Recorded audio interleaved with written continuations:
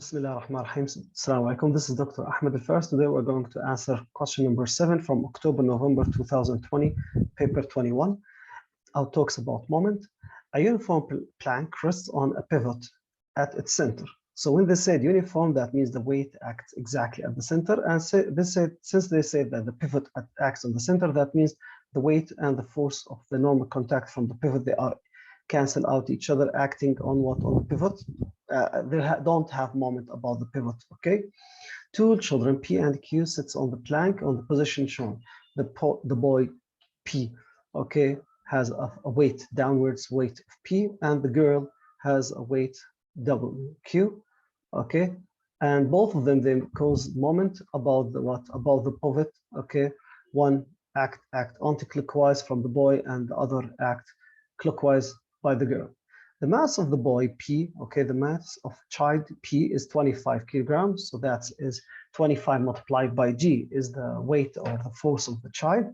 The plank is balanced, that means there is no resultant force and no moment, they are equal. What is the mass of child Q, the mass of the girl? So we know that moment clockwise is equal to moment anti-clockwise. The moment clockwise is the moment of the girl, which is the force of the girl. We know that moment equal force multiplied by distance.